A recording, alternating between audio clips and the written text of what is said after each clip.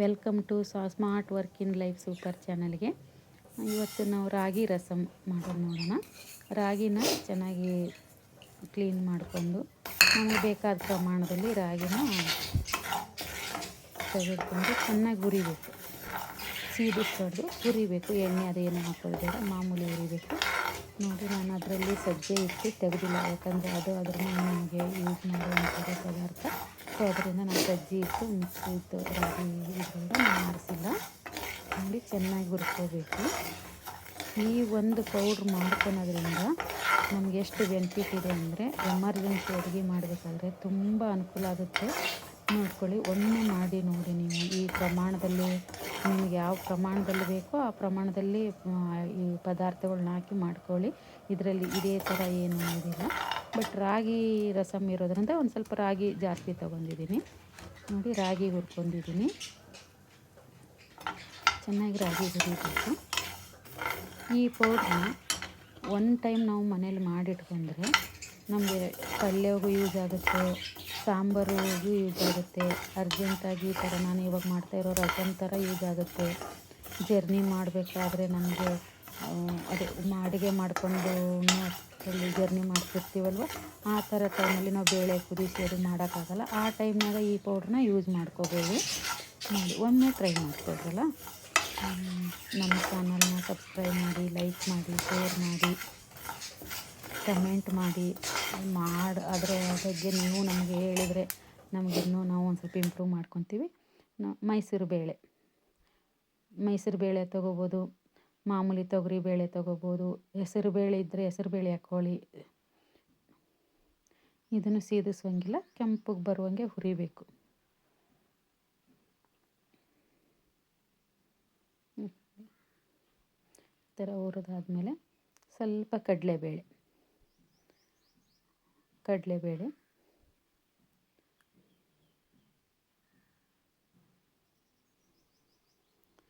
ಇದು ಚೆನ್ನಾಗಿ ಹುರ್ಕೋಬೇಕು.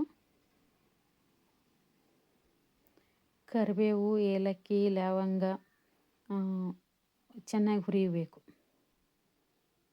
ಕರಿಬೇವು ಹಂಗೆ ಕ್ರಿಸ್ಪಿ ಆಗಬೇಕು, ಆ ಥರ ಹುರಿಬೇಕು. ಹುರಿದು ಬೇಳೆ ಎಲ್ಲ ತಣ್ಣಗೆ ಹಾಕಿ ಇಟ್ಟೋಣ. ನೋಡಿ, ಈ ಥರ ರೆಡಿಯಾಗಿದೆ. ತುಂಬ ಯೂಸ್ಫುಲ್ಲಾಗಿದೆ.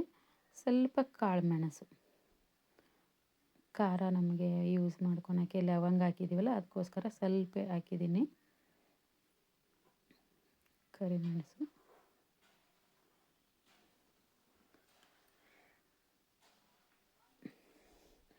ಇದರಲ್ಲಿ ಕರಿಬೇವು ಹಾಕಿದ್ದೀನಲ್ವ ನಾನು ದಾಲಲ್ಲಿ. ಸೊ ಅದರಿಂದ ನಾವು ಇವಾಗ ಒಗ್ಗರಣೆಗೆ ಕರಿಬೇವು ಹಾಕ್ತಾಯಿಲ್ಲ.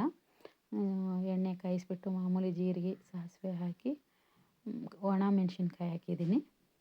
ಹಸಿಕಾಯಿನೂ ಯೂಸ್ ಮಾಡ್ಕೋಬೋದು, ಹಸಿ ಮೆಣಸಿನ್ಕಾಯಿ ಆದರೂ ಯೂಸ್ ಮಾಡ್ಬೋದು. ನಾನು ಬ್ಯಾಡಗಿ ಮೆಣಸಿನ್ಕಾಯಿ ಹಾಕಿದ್ದೀನಿ. ಪೌಡ್ರು ಅಲ್ಲಿ ಲವಂಗ ಖಾರ ಇದೆ, ಮೆಣಸು ಕಾಳು ಖಾರ ಇರೋದ್ರಿಂದ ಇದನ್ನು ಮೆಣಸಿನ್ಕಾಯಿ ಲೈಟಾಗಿ ಹಾಕ್ಕೋಬೇಕು. ಆಮೇಲೆ ಹುಣಸೆಹಣ್ಣು ಹಿಂಡ್ಕೋಬೇಕು, ಹುಣಸೆಹಣ್ಣು ರಸ ಮಾಡ್ಕೋಬೇಕು.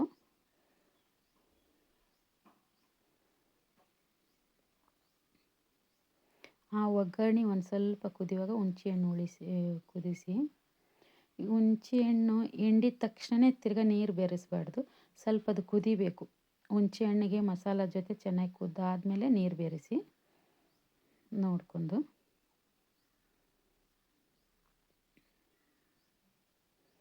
ನೋಡಿ, ನಾನು ನೀರು ಹಾಕ್ಕೊತಾ ಇದ್ದೀನಿ. ಅದಕ್ಕೆ ಹುಣಸೆಹಣ್ಣು ಹಾಕಿವಿ ಅಂದಮೇಲೆ ಒಂದು ಸ್ವಲ್ಪ ಬೆಲ್ಲ ಹಾಕಲೇಬೇಕು. ಬೆಲ್ಲ, ಉಪ್ಪು, ಅರಿಶಿನ.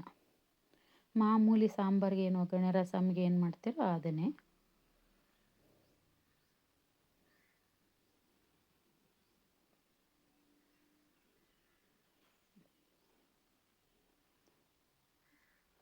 ಈ ಹುಣಸೆಹಣ್ಣು ಎಣ್ಣೆಯಲ್ಲಿ ಕುದಿದಾಗ ನಾವು ಕಡಿಮೆ ಎಣ್ಣೆ ಹಾಕಿದ್ರೂ ಒಗ್ಗರಣೆಯಲ್ಲಿ ಸಾಂಬಾರು ಮೇಲ್ಗಡೆ ಎಣ್ಣೆ ಎಷ್ಟೊಂದು ಹಾಕಿದಾರಪ್ಪ ಅನ್ನೋ ಥರ ತೇಲ್ತಾ ಇರುತ್ತೆ. ಒಗ್ಗರಣೆ ಕೊಟ್ಟು ನೀರು ಬೆರೆಸಿದ ಮೇಲೆ ಹುಣಸೆಹಣ್ಣು ಹಾಕಿದರೆ ಆ ಎಣ್ಣೆ ಅಂಶ ಕಾಣಿಸೋಲ್ಲ. ಅದಕ್ಕೋಸ್ಕರನೇ ಮೊದಲೇ ಎಣ್ಣೆಯಲ್ಲಿ ಜೀರಿಗೆ, ಸಾಸಿವೆ ಹಾಕಿದ ಮೇಲೆ ಮೆಣಸಿನ್ಕಾಯಿ ಹಾಕಿದ ಮೇಲೆ ನೋಡಿ, ನಾನು ಕೈಲೇ ಅರಿಶಿನ, ಉಪ್ಪು, ಖಾರ ಹಾಕಿದ್ದೀನಿ. ಅದರಲ್ಲೇ ನಾನು ನೀರುಳ್ಳಿ ಅದನ್ನು ತೊಳೆದು, ಯಾಕಂದರೆ ಅದು ನಾವು ಕೈ ತೊಳೆದ್ರೆ ಇದಾಗಲ್ಲ. ನಾನು ನೀರಿಗೆ ಬೇಕಾಗಿತ್ತು ಎಕ್ಸ್ಟ್ರಾ, ಈಗ ಈ ಪೌಡ್ರ್ ಮಿಕ್ಸಿ ಮಾಡ್ಕೊಂಡಿದ್ದೀನಿ. ಯಾವ ಥರ ಮಿಕ್ಸಿ ಅಂದರೆ ನುಣ್ಣಗೆ ಮಾಡ್ಕೋಬಾರ್ದು, ಸ್ವಲ್ಪ ಸಣ್ಣ ತೆರಿ ತೆರಿ ಇರಬೇಕು, ಸ್ವಲ್ಪ ತೆರಿ ಇರಬೇಕು, ಆ ಥರ ಮಾಡ್ಕೊಳ್ಳಿ. ಈಗ ನಾವು ಅದು ಅರಿಶಿನದ ನೀರು ಕೈಗೆ ಎತ್ತಿದ್ದು ಅರಿಶಿನ ನಾನು ನೀರಲ್ಲಿ ಡಿಪ್ ಮಾಡಿಟ್ಕೊಂಡಿದ್ದೀನಿ. ಒಂದು ಸ್ವಲ್ಪ ಬೆಲ್ಲ ಹಾಕಿದ್ದೀನಿ. ಆ ನೀರಿನಲ್ಲೇ ಆ ಪೌಡ್ರನ್ನ ನಮ್ಗೆ ಎಷ್ಟು ಪ್ರಮಾಣದಲ್ಲಿ ಬೇಕೋ ಆ ಪ್ರಮಾಣದಲ್ಲಿ ಮಿಕ್ಸ್ ಮಾಡ್ಕೊಳ್ಳಿ ಆ ನೀರಲ್ಲೇ. ಈಗ ಅರಿಶಿನ ಉಪ್ಪು ನನ್ನ ಕೈಗೆ ಎತ್ತಿರೋದನ್ನ ನಾನು ಒಂದು ಸ್ವಲ್ಪ ಕೈಲಿ ಇರೋದ್ರಿಂದ ನಾನು ಕೈಲಿ ಹಾಕ್ತೀನಿ. ಸ್ಪೂನ್ ಜಾಸ್ತಿ ಯೂಸ್ ಮಾಡಲ್ಲ ನಾನು ಅರಿಶಿನ ಅದನ್ನೆಲ್ಲ ಹಾಕುವಾಗ. ಅದು ನನ್ನ ಕೈಗೆ ಹತ್ತಿತ್ತು, ನಾನು ಅದಕ್ಕೆ ಈಗ ಹೇಗಾದರೂ ನಂಗೆ ನೀರು ಬೇಕಲ್ವಾ ಅಂತಂದ್ಬಿಟ್ಟು ಆ ನೀರಲ್ಲೇ ಆ ಪೌಡ್ರನ್ನ ನೋಡಿ ಈ ಥರ ನೆನೆಸ್ಕೋಬೇಕು.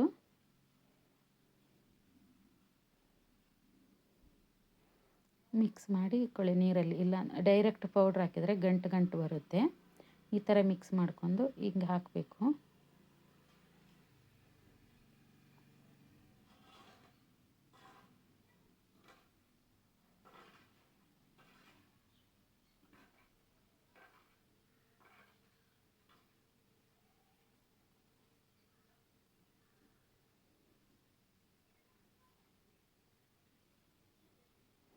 ವಿಡಿಯೋ ಫುಲ್ ಗ್ಯಾಸ್ ಕವರ್ ಆಗಿಲ್ಲ, ಸ್ವಲ್ಪ ಪ್ರಾಬ್ಲಮ್ ಇರೋದ್ರಿಂದ. ಬಟ್ ನಾನು ಮಾಡಿದ್ದೀನಲ್ಲ ಅನ್ನೋ ಇದಕ್ಕೆ ಹೇಗಾದ್ರೂ ಇಂಗ್ರೀಡಿಯೆಂಟ್ಸ್ ಗೊತ್ತಾಗ್ತಾ ಇದೆ, ಅದು ಮಾಡೋ ಮೆಥಡ್ ಗೊತ್ತಾಗ್ತಾ ಇದೆ ಅಂತ ನಾನು ಅಪ್ಲೋಡ್ ಮಾಡಿದ್ದೀನಿ. ಅಡ್ಜಸ್ಟ್ ಮಾಡ್ಕೊಂಡು ನೋಡಬೇಕು.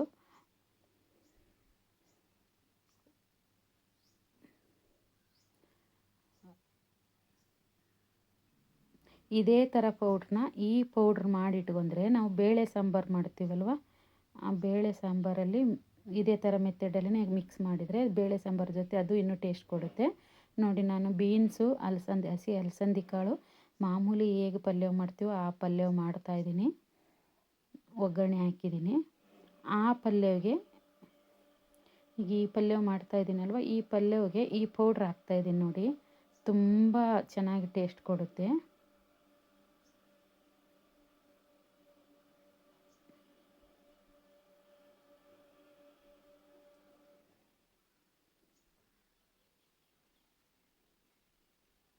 ಈ ಥರ ಡ್ರೈ ಆಗಿ ಒಂದು ಸ್ವಲ್ಪ ಉದುರಿಸ್ಕೊಂಡಿದ್ರೆ ಡ್ರೈ ಪೌಡ್ರನ್ನ ಇಷ್ಟು ಕೈ ಆಡಿಸಿ ಮುಚ್ಚಿಟ್ಬಿಟ್ರೆ ಮತ್ತು ತಿರ್ಗಾ ನೀವೇನು ಕುದಿಸೋ ಅವಶ್ಯಕತೆ ಇಲ್ಲ. ತುಂಬ ಚೆನ್ನಾಗಿ ಬರುತ್ತೆ. ಕೊಬ್ಬರಿ ತುರಿ ಹಾಕ್ತೀವಲ್ಲ ಅದೇ ಥರನೇ ಬರುತ್ತೆ, ಇದನ್ನು ತೆರಿ ತೆರಿಯಾಗಿ ಮೇಲ್ಗಡೆ. ಈ ಪೌಡ್ರನ್ನ ಬೇಳೆ ಸಾಂಬಾರು ತಿಳಿಯಾಗೈತಿ ಅಂದಾಗೂ ಯೂಸ್ ಮಾಡ್ಕೋಬೋದು. ಈ ಥರ ಹೀರೆಕಾಯಿ ಪಲ್ಯವು, ಬದನೆಕಾಯಿ ಪಲ್ಯವು, ಕಾಳು ಪಲ್ಯಗೂ ಹಾಕ್ಬೋದು. ನಾನು ಇವಾಗ ನೋಡಿ ಮಿಕ್ಸ್ ಮಾಡಿದ್ದೀನಿ ಈ ಪಲ್ಯಗೆ. ಎಲ್ಲರೂ ಲೈಕ್ ಮಾಡಿ, ಶೇರ್ ಮಾಡಿ, ಕಮೆಂಟ್ ಮಾಡಿ ಅಂತ ಹೇಳ್ತಾ ಥ್ಯಾಂಕ್ ಯು.